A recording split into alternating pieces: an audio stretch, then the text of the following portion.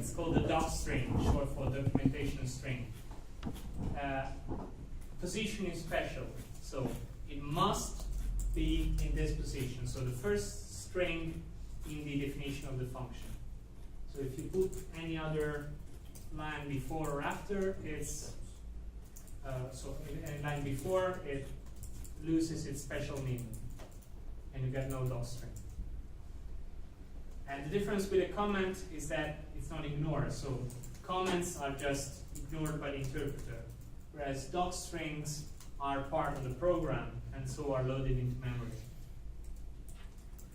But they can be used, of course, for the help function, but also for building documentation. There are tools that scan Python programs for doc strings and produce web pages that say, okay, this function should be used like this and that, and has these parameters, and this is the documentation of the function.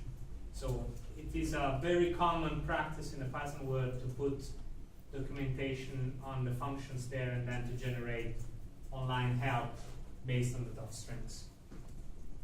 What would be the most common tool to Sphinx. Sphinx? Yes. Okay. Okay, that was part of exercise A. And this one. So exercise B was just do the same thing but in a separate file and then import it. And there are probably two things that you would have noticed while doing exercise B, so importing a file. So the first one is when you import the hello file, you see a line printed. So in a sense, there are side effects of importing files. Exactly, that's the point. It runs them. So importing runs the code. So if you have code here, that code will be executed.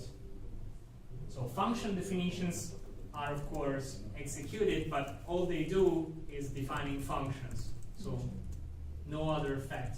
But this can have effect. This prints something to your terminal. So you could have code here that opens files and does all sorts of things, and that code is run when you import the module. So this is something that you should think about when you write files that are importable. Second thing is that modules are only read and executed once.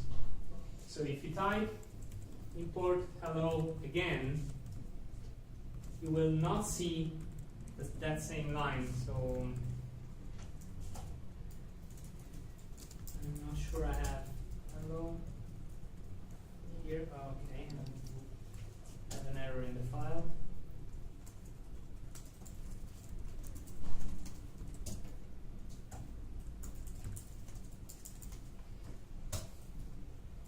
Okay, so that says hello universe.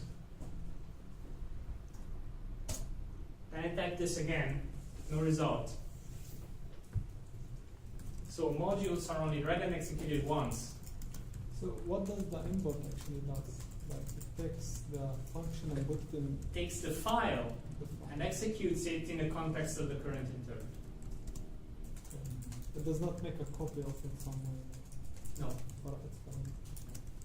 So the effect of importing is that any function that's defined there is defined into your interpreter under the hello namespace. If I do from hello import grid, will it just import the grid? Yes, No, and then it won't read the rest no, of the file. it will read read the file. Okay, and anyway, it execute reads it. the whole file. Yes, and then just binds the function Okay, in. okay, but it reads the whole file. Okay. So this has an important consequence that if you change the hello file, if I now go and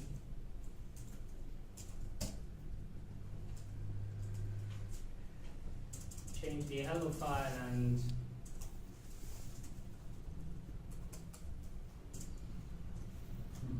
change it to say hello to you all, and I now import it, nothing happens. So because the module has already been loaded, so even if the file has changed, the module is not reloaded. To reload it, you must tell Python explicitly that you want to reload the module. And now this prints the new message.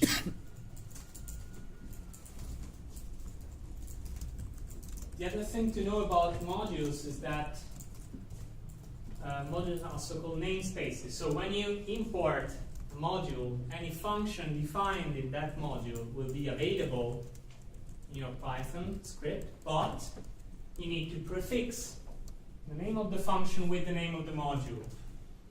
So if file, the module hello, defines the function greet, and after import hello, you can call the function with hello.greet, not just greet.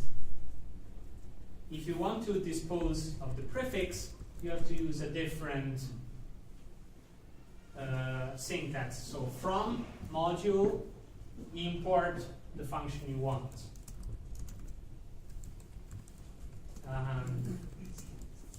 Example with greet. So now I have hello.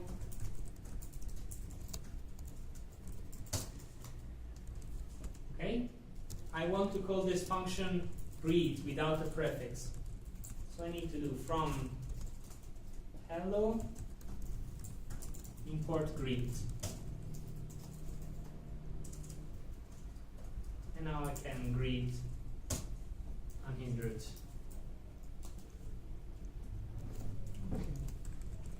Okay?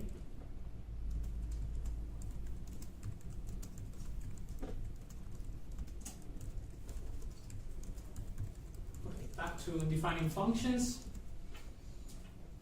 So a function can give a value back to the caller, and that's done with the return statement, same as almost any other language. So the return statement ends the execution of the function, so after return is executed, control is back to the caller, and the result of the function is the argument to the return statement. So, see the simple example here, a function that just doubles the number returns number plus itself. And here, of course, after the return, nothing else is executed. What happens if I just say return without any argument?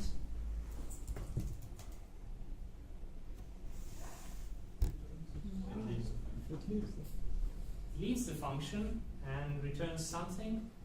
None. Yeah, exactly, none. So there is a special value in Python, it's called none, spelled with capital N, exactly. And that's the return value of functions that do not return a value. And there's nothing you can do, so this is singleton, so there is only one instance of this object ever. You cannot have two copies of none. And the only thing you can do on none is to compare. You can do is none. Yes, you can is none or is not none. So you can say that a variable points to the value none or not. That's the only operation that you can do on none. If you have no return statement at all in your function, like here, there's no return. So what happens is, when the code, the control flow reaches the end of the function, it just executes return none. So there's an implicit return none here at the end of the function.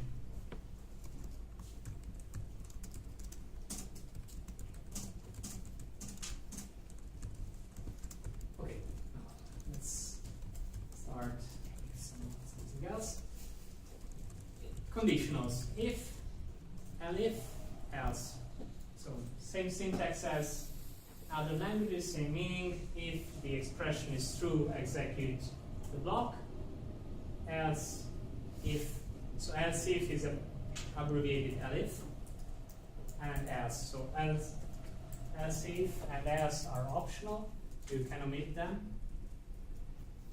Again, there are no braces for the code.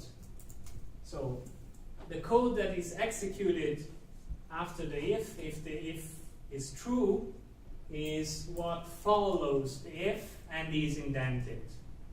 So indentation, again, delimits blocks. And remember, you always have the colon. So colon means indent on next line. If you omit the colon, it's a syntax error. If you have the colon and do not indent, it's a syntax error. So the two things go in pair: colon, indent.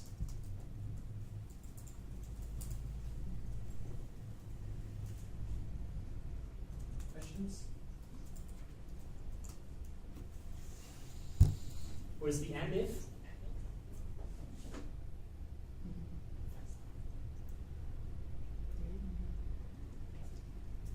There's no end if because the indentation delimits blocks. Okay, just double check. Okay, loops. Simplest loop is done with the while clause. So while evaluates the expression, and while the expression is true, executes the block down there. You can break out of the loop with a break statement, or you can at any time jump to the next execution with a continue statement. And then something that's different from C and Java, you can have an else clause with while, which is executed when you break out of the loop.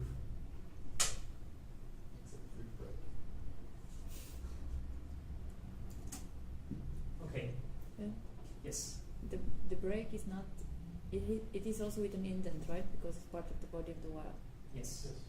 So the body of the while is always indented. Okay.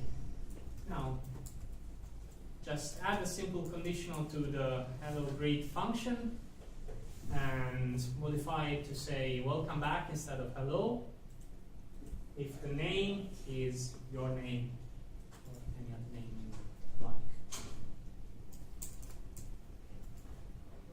You have the greet function in the hello py file that you have downloaded for the last exercise.